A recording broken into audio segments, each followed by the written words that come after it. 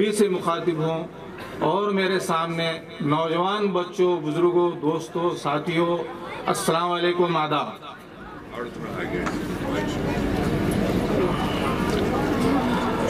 यहाँ मैं आपके सामने बहुजन समाज पार्टी और समाजवादी पार्टी का मुश्तरका उम्मीदवार की हैसियत से हाजिर हुआ हूँ।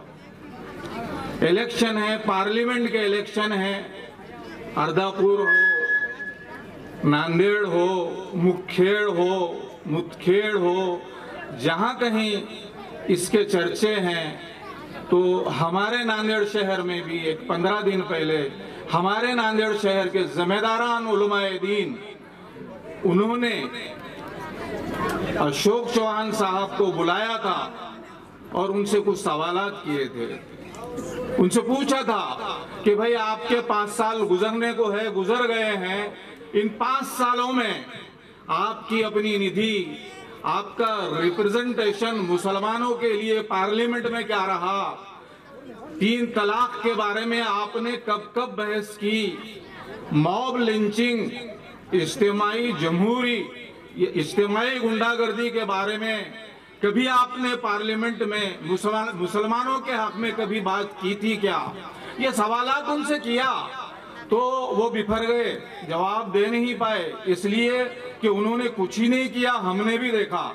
और जवाब देने के बजाय उन्होंने उनसे ये कहा कि भाई बीजेपी को रोकना मेरा काम नहीं है, आपका काम है। आपकी नजर में अगर कोई अच्छा उम्मीदवार हो तो आप उसे वोट दे दें, मुझे नहीं चाहिए वोट।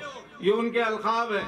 पार्लियामेंट में खड़े रह रहे प्रदेश अध्यक्ष ये कह रहे हैं कि मुझे आपका वोट नहीं चाहिए। हालात ऐसे बने मेरे दोस्तों। उसके बाद फिर हमने सैयद मोइन साहब की मौजूदगी में एक उलमाए दीन की और मीटिंग ली। उनसे कहा कि ये भाई, ये तो डरा धमकाते तो लेते थे, लेकिन अब तो हमारी गिरत को ललकार रहे हैं, डालना है तो डालो, मत डालो। तो उन्होंने कहा नहीं, ये ठीक बात नहीं है। तो उन्होंने मशवरा दिया कि आपके समझ में क्या है, क्या सूझबूझ है। हम लोग बसपा और सपा दोनों की जो गठबंधन, महागठबंधन आज यूपी में है और इंशाअल्लाह देश की हुकूमत बनने में निर्णायक साबित होने वाला है, और वही गठबंधन महाराष्ट्र में होने जा रहा है। हम आसिम भाई के पास जाएंगे और उन्हें समझाएंगे। हमने ये बात, एक डेलीगेशन जिसमें मुफ्ती खलीलुर रहमान, मुफ्ती जावेद साहब और बड़े बड़े स्कॉलर्स थे, हम ये डेलीगेशन लेकर बॉम्बे गए तो ये हालात सुनाए। तो उन्होंने कहा मैंने भी इस प्रदेश अध्यक्ष से कहा कि चंद सीटें 1 हो या 2 हो, हमको वो जो पार्टी फिरका परस्त है, आरएसएस की मुखबिर है, लेकिन हम उसको रोकने के लिए हम सेकुलर वोट और सेकुलर पार्टियां एक जगह जमा होकर लड़ेंगे। लेकिन हर वक्त अशोक चौहान ने इनकार किया, आखिरकार एक सीट देने से भी इनकार किया। तो उनमें एक गुस्सा था। उन्होंने कहा कि भाई ये असल में महाराष्ट्र में मुसलमानों का हमदर्द नहीं, 48 सीटों में उस वक्त तक एक सीट भी मुसलमानों के लिए डिक्लेयर नहीं हुई थी। उन्होंने कहा कि आप लड़िए, मैं हूं आपके साथ, और जितना हो सके आप मेहनत करके कोशिश कीजिए। हमने बताया जो पिछले मुखर्रीन ने जो तादाद आपके सामने रखी वोटों की, मुसलमान और दलित समाज की, मेरे भाई ये कहना कि आप चुन के नहीं आते, मुझे नहीं और किसी को कोई कहना, ये गलत है। आपकी मेजोरिटी, आपके वोट देखिए और आप वोट डालिए। जिताना आपके हाथ में है, जीतना मेरे हाथ में नहीं है। जीत और हार का फैसला तो अल्लाह करेगा। हम कैसे कह सकते हैं कि हम जीत के नहीं आते? तो ये जो हमारा नेता है, मैं थोड़ा 2-5 मिनट बोल देना चाहता हूँ। ये हर वक्त नांदेड़ में उन्होंने झूठे वादे करते आए हैं। 20 साल से हम देख रहे हैं। 20 साल से 25 साल पहले एक देगलूर नाके पे पानी की समस्या थी। हमारी माए बहनें रात के 2 और 3 बजे तक पानी भरा करती थी, मगर पानी मयस्सर नहीं था। उस वक्त शंकरराव जी चौहान हयात थे। शंकरराव जी चौहान नारे फोड़ देते कि पानी की टाकी आ गई, अब 8 दिन में काम चालू हो जाएगा। इस तरह से उन्होंने 10 साल गुजारे और उसके बाद इसी तरह धोखा देते रहे। हमने उस वक्त एक सियासी नजरिया और सूझबूझ डेवलपमेंट के खातिर हमने वहां एक पानी की टाकी का काम, आप सबको मालूम है कि सेकुलर ताकतों के खिलाफ जाकर इकदाम किया था, लेकिन वो वक्त ऐसा था कि लोग प्यासे थे, हमने उस वक्त पानी उनको लाकर मैसर करवाया। आज अशोक चौहान नांदेड़ में स्पीच पे कहते हैं, अमिता जी देगलूर नाके पे कहती हैं, एक उम्मीदवार को कहती हैं कि आपकी शराब की दुकानें हैं, ठीक है होंगी, हमें उससे लेना देना नहीं है, लेकिन वो ये कहती हैं हमने पानी पिलाया, हम पानी पिलाते हैं। अमिता जी, उस देगलूर नाके पे लोग प्यासे थे उस वक्त, हमने पानी पिलाया, आपने नहीं पानी पिलाया। इल्जाम लगाते हो, हर वक्त ये कहते हो, क्यों? आज आजादी के बाद से अब तक के 50 साल ये बाप बेटों ने नांदेड़ पर राज किया। उस वक्त तो बीजेपी नहीं थी ना, उस वक्त भी आपको ख्याल नहीं आया कि एक आदमी, एक मुस्लिम पार्लियामेंट की उम्मीदवारी उसे दिया जाए और चुना के लाया जाए। उस वक्त का इंदिरा गांधी का कॉन्सेप्ट ये था कि कांग्रेस अगर उसकी निशानी गधे के गले में डाल दिया जाए तो वो चुन के आता, ऐसा कॉन्सेप्ट था। लेकिन उस दौर में भी आपको मुसलमानों का ख्याल नहीं आया, और आज ये कहते हो कि बीजेपी चुन के नहीं आने देगी, हिंदू वोट नहीं डालेंगे। अरे मेरे भाई, चुन के आना बहुत अल्लाह के तरफ की बात है, लेकिन तुम खुला दिल मुसलमानों के लिए बताओ, तुम कम से कम टिकट दे के तो बताओ। नांदेड़ में 20 साल से 25 साल से एमएलसी उम्मीदवारी मुस्लिम समाज की, ये जो धोखा और ये जो झूठ बोलते आ रहे हैं, आज हर इलेक्शन आया, अस्सलाम वालेकुम, इंशाअल्लाह अल्लाह ने चाहा। अरे भाई, अल्लाह जिस वक्त बाबरी मस्जिद को बचाना चाहता था, तुम काफिरों ने, तुम्हारे वालिद ने बैठकर तमाशा देखा, लेकिन मस्जिद को नहीं बचा सके। क्या अल्लाह ने चाहा, मौला ने चाहा? मेरे भाइयों, उस वक्त जो वाकया हुआ, आज ये तकारीर में कह रहे हैं कि मैं मुसलमानों को तहफ्फुज दूंगा। ये कह का तहफ्फुज देंगे? तुम्हारे बाप ने तो तहफ्फुज नहीं दिया, पर आज तुम कहते हो तहफ्फुज दूंगा। परभनी में बम ब्लास्ट हुआ, 20 साल पहले का वाकया बता रहा हूं। परभनी में मस्जिद में बम ब्लास्ट हुआ, नांदेड़ में हमने बंद मनाया। बंद मनाने के बाद कुछ तशद्दुद हो गया। तशद्दुद होने के बाद एक मेंबर पार्लियामेंट हिंगोली का, शिवसेना का, शिवाजी माने, नांदेड़ आता है और गोली चलाता है। एक नौजवान को गोली लगती है और वो आसानी से बगैर एफआईआर दर्ज किए हुए उसको भगा दिया जाता है, और जिसको गोली लगी उस पर 307 करवाया जाता है। ये नेता है हमारे। मैं उस वक्त मौजूद था, तानाजी सत्र कलेक्टर था, मरहूम खुर्शीद जागीरदार चेयरमैन थे, हम सामने बैठे थे, लेकिन उसको आजाद कर दिया गया।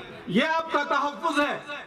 आप धोखा दे रहे हैं मुसलमानों को। हर पल विकास हजारों करोड़ नांदेड़ में आया, लेकिन आपने वो पैसा नया शहर पूरा का पूरा एक फिरका परस्त जहन रखकर, जो थिक पॉपुलेशन मुसलमानों की है पुराने शहर में, वहां यूज नहीं किया, यूटिलाइजेशन नहीं किया।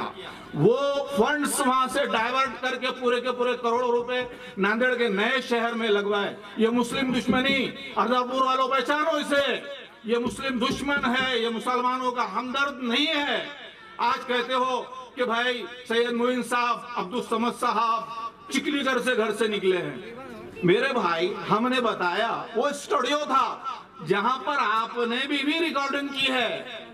थोड़ी देर पहले अमिता चौहान वहां से रिकॉर्डिंग करके गई, हम भी गए। हम तो 3 घंटा बैठे वहां पर, हमको रिकॉर्डिंग करवाना था, हमको ये प्रचार माध्यम से, और आप इल्जाम लगा रहे हैं। मेरे दोस्तों, कुसुम सभागृह में वो जो आरएसएस का जो चैनल है सुदर्शन, उसके खास लोगों का प्रोग्राम आप अपने घर में लेते हैं, तो आप आरएसएस के नहीं होते, आप अपने घर में बुलाते हैं आरएसएस के लोगों को, और आप जो है सो ये कहते हैं कि मैं बहुत कांग्रेसी हूं, सेकुलर हूं। कहां के सेकुलर हैं आप?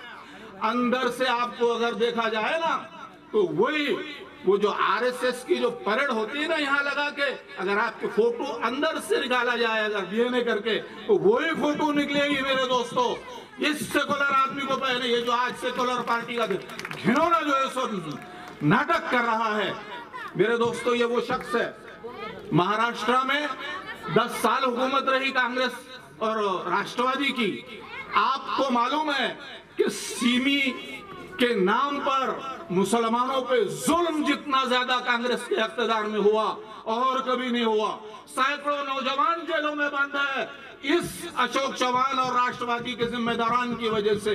इनकी युति थी। और आज मैं ये पूछता हूं, क्या कल आप चुन के आएंगे तो वादा करो कि इन लोगों को तुम जेलों में से निकाल दोगे? ऐसा वादा नहीं करोगे। जब तुम चुन के आओगे, क्या तुम आरएसएस पे पाबंदी लगाओगे? तुम ये वादा नहीं करेंगे। तुम यही कहेंगे कि मेरे हिंदू वोट चले जाएंगे। मेरे दोस्तों, वो जो हिंदू वोट पे राजकारण कर रहे हैं, वो सिर्फ 29%, 30% पे हुकूमत कर रहे हैं। 69% वोट विरोध में है, जिसको डिस्ट्रीब्यूट किसने किया 2014 में? किसने किया? यही वो कांग्रेस है। हर जगह वोट। आज यूपी में क्या कर रही है?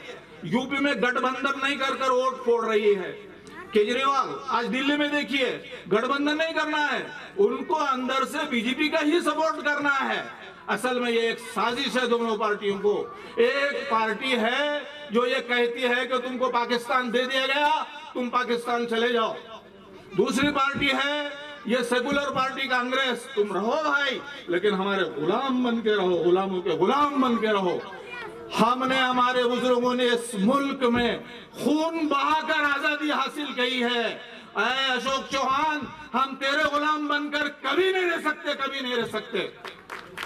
मेरे दोस्तों, मैं जो इलेक्शन कॉन्टेस्ट कर रहा हूं, लड़ रहा हूं, कामयाबी अल्लाह के हाथ में है, लेकिन मैं आने वाली नस्ल, यंग जो लड़के बच्चे नौजवान हैं, उनको एक ट्रेंड दे रहा हूं कि जब तक तुम जिंदगी नहीं दर्शवाओगे, जब तुम कहोगे नहीं कि हम जिंदा है, तुम लड़ेंगे जब तक नहीं, कामयाब नहीं होने वाले। तुम कभी कामयाब नहीं होने वाले। लड़ना सीखो। मैं आज कुर्बानी दे रहा हूं। वो बरोबर बोल रहे हैं कि ये चिल्लर उम्मीदवार आ गए। हम चिल्लर है भाई। अब तुम नोट बांटो ना, 2-3 दिन पहले इनकी नोट ले लो। इन्होंने बहुत रुपया कमाया हमसे वोट लेकर, और हमें ब्लैकमेल, हमारे वोट ब्लैकमेल करते हैं। मेरे दोस्तों, एक पार्टी ये है, एक पार्टी वो है जो आज 4.5-5 साल जिनकी हुकूमत हो गई है। ये एक झूठा अध्यक्ष है महाराष्ट्र का, जो हर पल हमारे नांदेड़ में उसने झूठ ही बोला, कौम को गुमराह किया है। एक वो बड़ा झूठा है जो देश को गुमराह कर रहा है, उससे बड़ा झूठा आज है नहीं। उसने 4.5 साल पूरी दुनिया का दौरा किया, अराउंड द वर्ल्ड इन $8। अब आखिरी 5 साल 5-6 महीने में उसे देश की याद है। अब देश में अब आके खड़े होकर कहते हैं कि हम मंदिर बनाएंगे। यानी जातिवादी मुद्दे उनके कोई डेवलपमेंट के मुद्दे नहीं है। किसान आत्महत्या कर रहा है, कर्ज माफी की बात की जाती है, मगर कर्ज माफ नहीं किया जाता। खाली आश्वासन, खाली स्टेटमेंट। 2 करोड़ नौकरियों की बात होती है, 2 करोड़ नौकरियों की बात होती है। जीएसटी लागू कर दिया जाता है, नोटबंदी लगाई जाती है, मॉब लिंचिंग, गौ-कशी के मामले में लोगों पे जुल्म किया जाता है। ये वही गवर्नमेंट है जिसे हमको निस्तनाबूद करना है। हमें कांग्रेस और बीजेपी, ये दोनों को हराकर non BJP, non Congress government ऐसी लाना है।